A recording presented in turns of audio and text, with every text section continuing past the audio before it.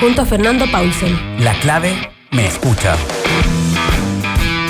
¿Cómo están? Bienvenidos a Combinación Clave. Estamos listos ya con nuestra primera entrevistada, Bettina Horst, economista, directora de Políticas Públicas de Libertad y Desarrollo. Bettina, ¿qué tal? ¿Qué tal, Fernando? Buen día, buen año. Buen año, sí. Quizás como nunca antes uno desea buen año en este año y no por todo lo que pasó en el 2020. Sí, y además con la incertidumbre que hay, es difícil poder anticipar algo, así que la esperanza es lo último que se pierde. Exacto. Bettina, ¿por qué no conversamos un poquitito sobre, alguna de las cifras que se han dado? Esto que el IMASEC haya logrado crecer un 0,3% en noviembre, que yo tenía la impresión que básicamente todos los augurios que se habían dado era que íbamos a estar en una situación decreciente durante bastante más tiempo. ¿Esto es que una pequeña jorobita en una pendiente que cae o es algo más? A ver, lo que pasa es que definitivamente, y en la medida que lo que se proyecta para este 2021 en términos de vacuna y en términos de control de la pandemia se cumpla, efectivamente en lo económico lo peor de la pandemia ya pasó, ¿no es cierto? Los peores meses entre abril y agosto del año pasado, donde tuvimos caídas del IMASEC de sobre 10%, en algunos casos 15%, sin duda que esa peor parte ya pasó. De hecho, el IMASEC de noviembre, a pesar de haber sido positivo, un 0,3%, estaba por debajo de lo que se esperaba. Se esperaba incluso un IMASEC un tanto mejor.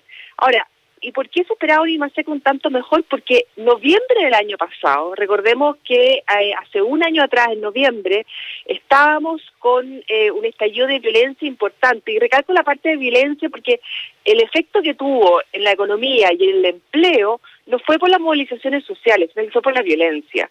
Y noviembre, sin duda, fue el mes que contuvo, donde más se produjeron estos hechos, por lo cual el IMASEC el año 2019 de noviembre fue muy bajo. Por eso se esperaba que iba a ser más alto, porque la base de comparación es muy bajo.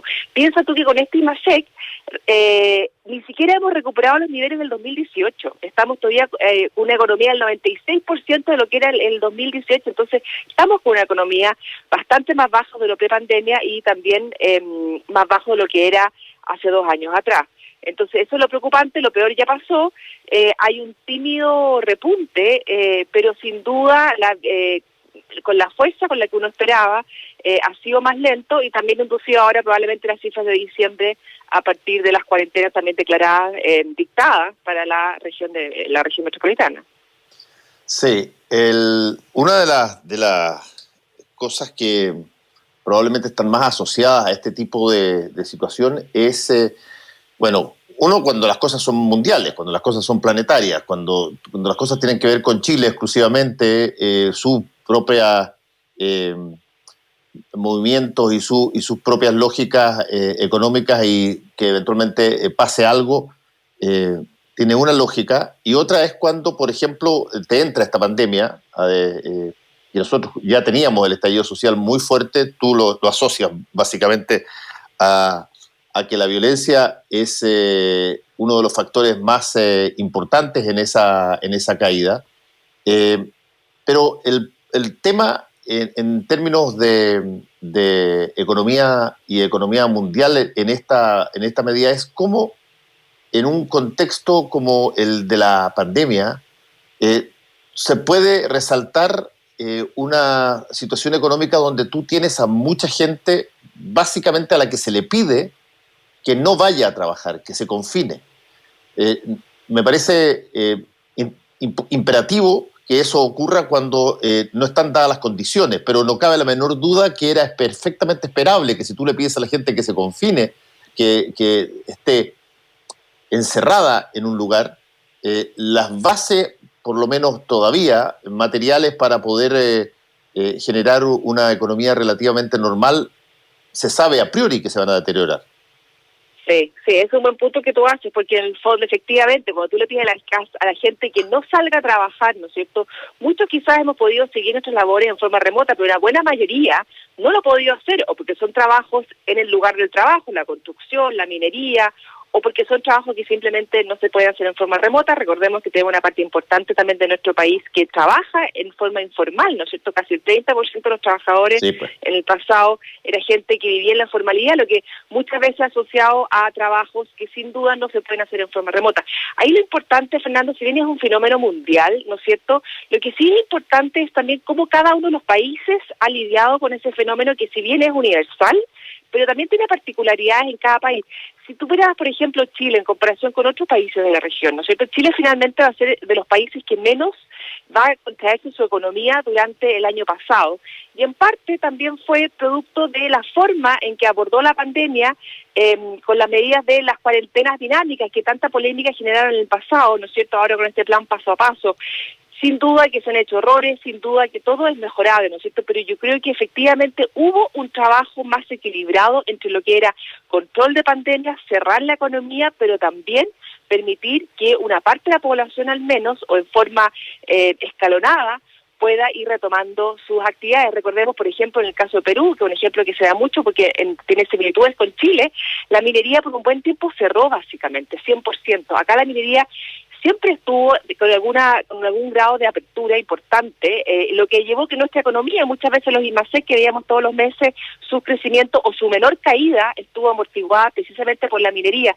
Es un sector puntual, pero yo quiero decir que acá el conjunto de medidas hay que evaluarlas en forma integral y no tanto en forma aislada, porque si las cosas tienen su interacción y hay que poner todos los elementos sobre la balanza. Acá yo no estoy diciendo que hay que priorizar la vida, la economía sobre la vida de las personas, no, pero sin duda en el mundo hemos visto experiencias positivas de cómo se puede equilibrar ambos aspectos y eso es lo importante y sobre todo en la recuperación ahora, ¿no es cierto? El entendido que vamos a seguir teniendo mecanismos de cuarentena, pero ya más parciales, esperamos que ya más esporádicas, pero sin duda también el cómo recuperamos nuestra economía, eso va a estar dado también mucho por factores internos.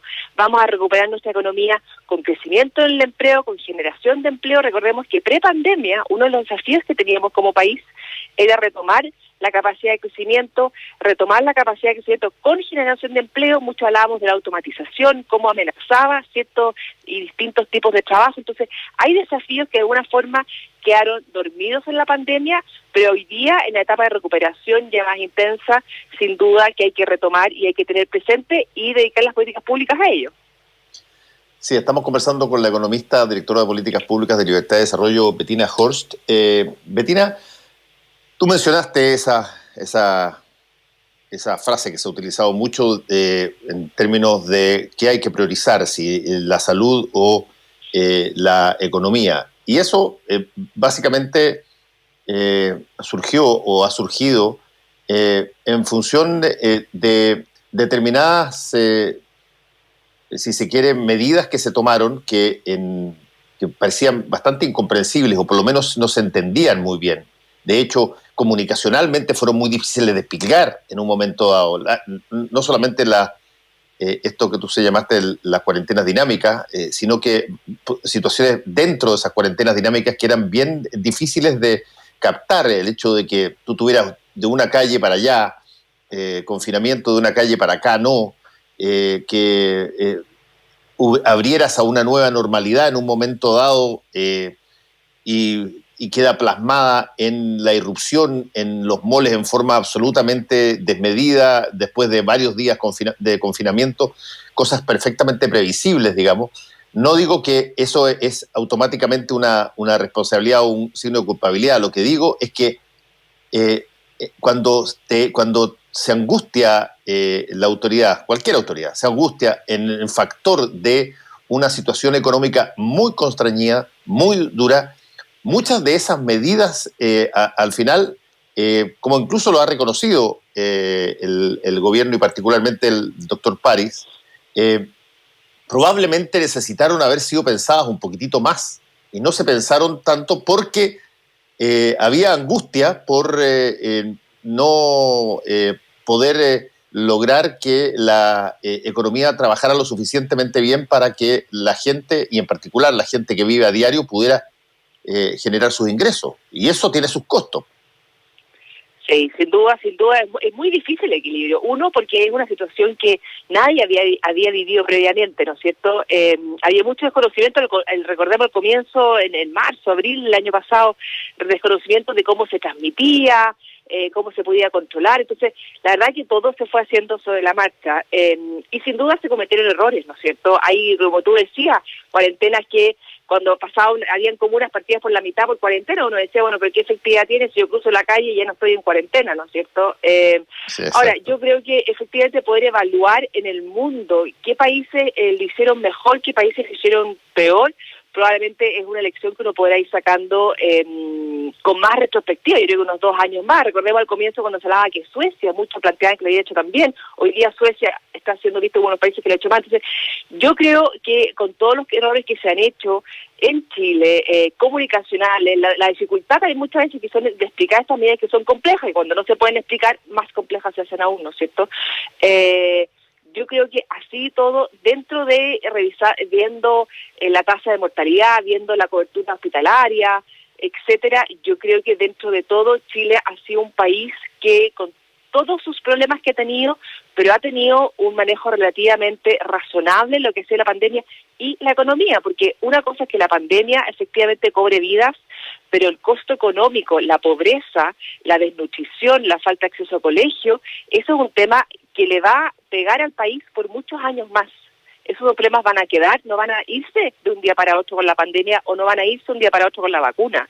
Las familias que caen en pobreza extrema, las familias que han perdido su hogar, etcétera, son cosas que permanecen por más tiempo, y el desafío está cómo podemos minimizar el tiempo que transcurra para poder recuperar el país y sobre todo el nivel de vida, el estándar de vida de los hogares del país a los niveles prepandemia, al menos, que ya sabíamos que aún había muchas brechas por cubrir. Ahora, Bettina, hay un punto que tú mencionaste y que yo lo he tocado varias veces en este programa, y que fue reconocido por la ministra del Trabajo, que es el grado de informalidad que se visibilizó después de la pandemia. Alrededor del 30% de las personas viven informalmente en términos económicos. Eso en gran medida, para ponerlo en fácil, son personas que no tienen contratos de trabajo, probablemente no tienen ningún mecanismo regular de bienestar, ni pensiones, ni tiene probablemente una salud asociada a, incluso puede no tener ni siquiera salud asociada a FONASA, pero lo más importante de todo, Bettina, es que como funciona el Estado sobre la base de mecanismos formales de relación con las personas, esas personas son prácticamente invisibles, y cuando tú quieres dar ayuda, quieres o mandar caja o mandar cheques, no sabes dónde están, no sabes quiénes son, pero sí sabes que son muy grandes, y creo que ese descubrimiento, ¿qué nos dice de lo que de alguna forma nosotros conocíamos de cómo vivía realmente la gente en Chile antes de la pandemia? Sí, tú usas la palabra descubrimiento.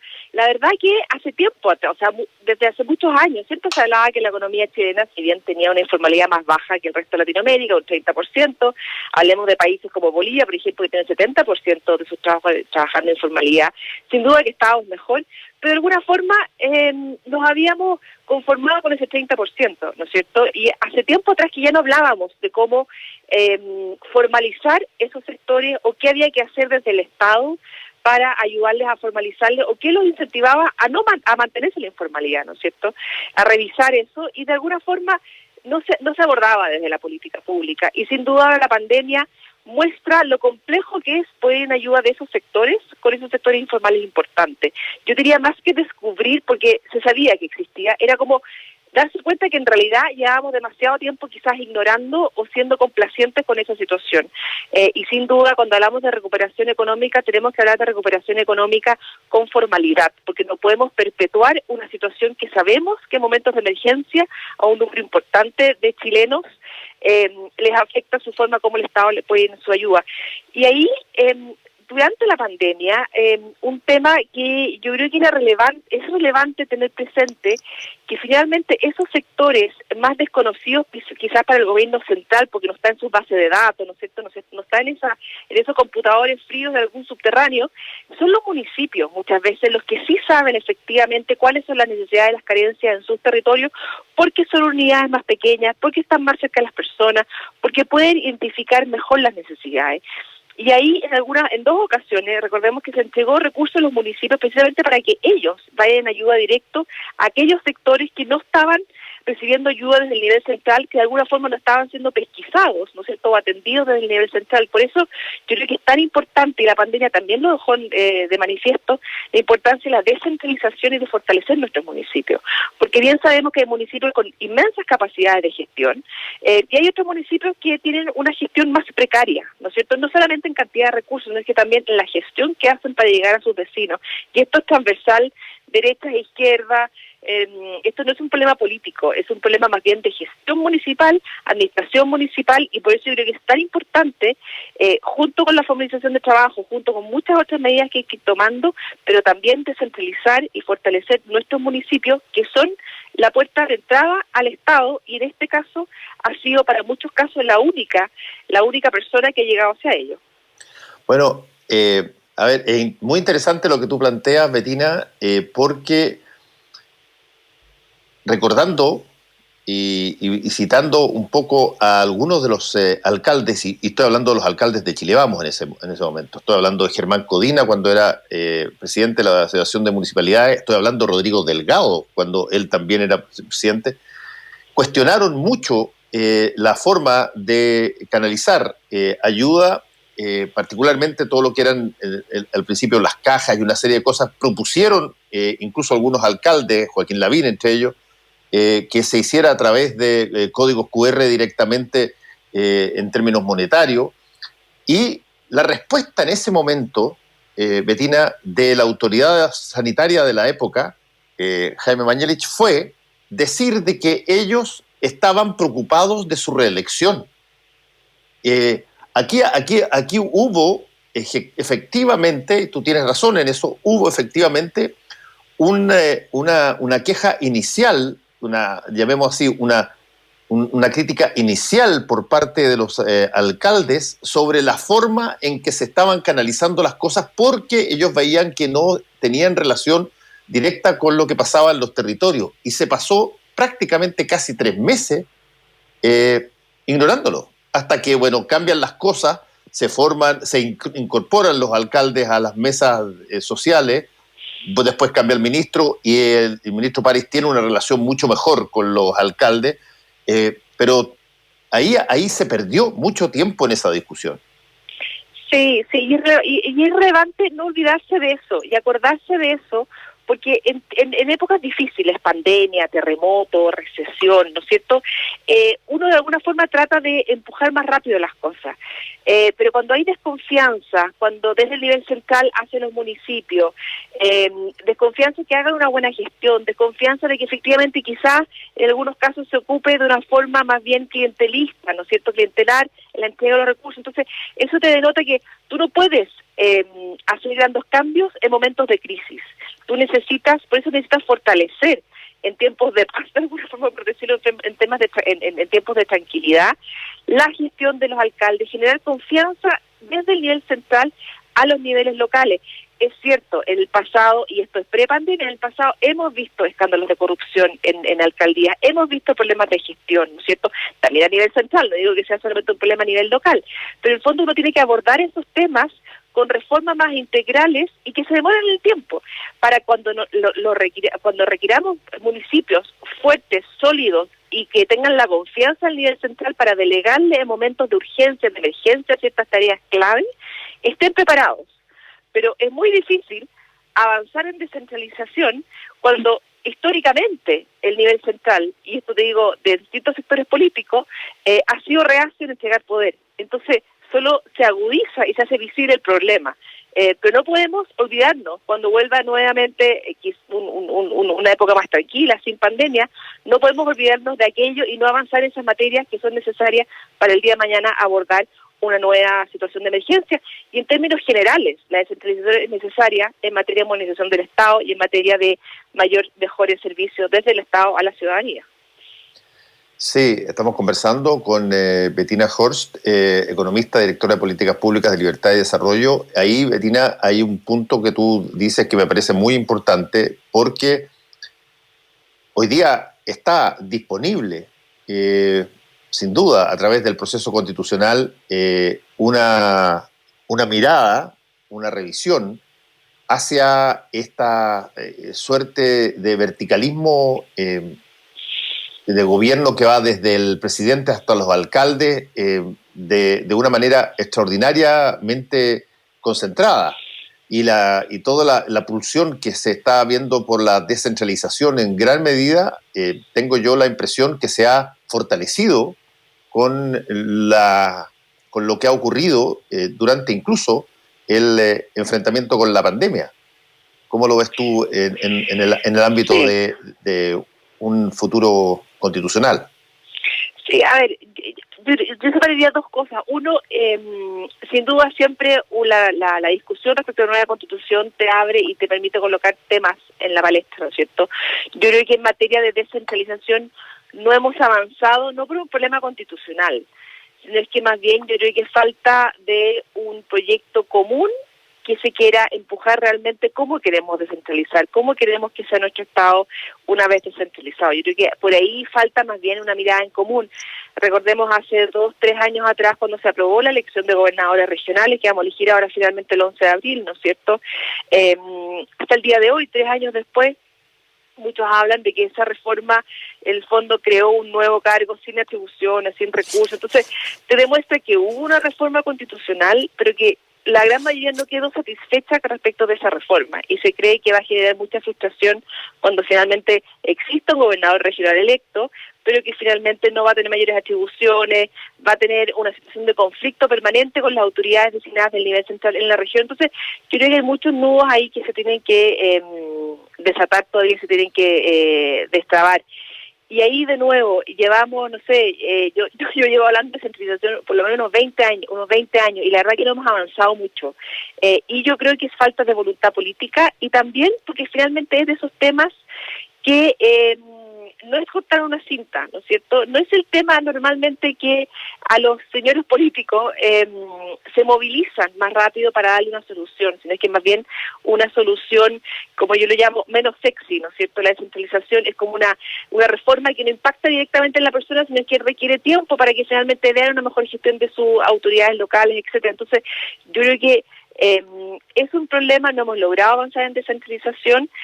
Sin duda que la reacción de la nueva Constitución abre desafíos, permite plantear el tema nuevamente, pero también muchos riesgos, pero yo creo que en el fondo es la voluntad finalmente, más allá de lo que diga la Constitución, que la Constitución puede decir muchas cosas, pero si la voluntad política después no está para efectivamente que esas cosas se traduzcan en realidad, vamos a seguir con un país centralizado como el que tenemos hoy día. Sí, yo encuentro muy importante que tú hayas asociado esto a carencia de voluntad política. Yo vengo diciendo hace ya bastante tiempo en este programa que la voluntad política debe ser definida, a mi modo de ver, por una conducta, no por un discurso, digamos. Uno sabe inmediatamente si es que hay voluntad política para algo, si ve cómo se mueven piedras, si ve cómo se genera algún tipo de movimiento en serio, si se ve cómo fluye dinero hacia un lugar donde se necesitaba que hubiera para que pasara algo, o si se distribuye poder de una manera distinta. Si es que no se ve físicamente esa voluntad política, bueno, queda básicamente como uno de los muchos discursos de expresiones de voluntad que no se traducen en algo material. Y desde ese punto de vista, me parece que una discusión constitucional sobre este tipo de materia probablemente va a ser bien intensa en una serie de variables, Bettina, que me gustaría conversar contigo en lo que queda sobre ¿qué sientes tú o qué te parece a ti que es imperativo que cambie o que se agregue y que estarías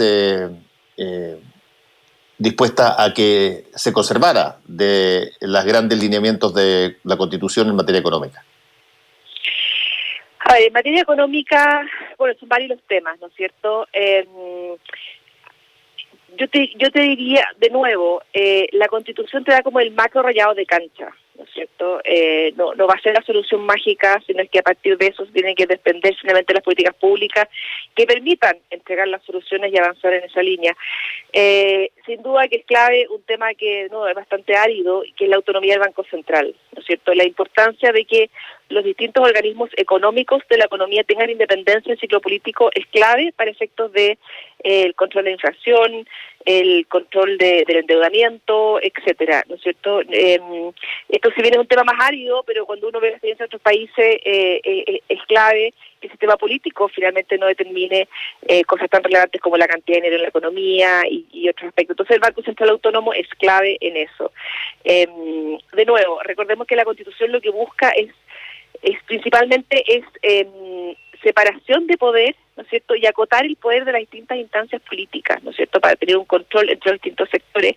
Y ahí la importancia de que el Banco Central, por ejemplo, no dependa del gobierno de turno. Bueno, pero ya, suficiente Banco Central. Tema de derecho de propiedad.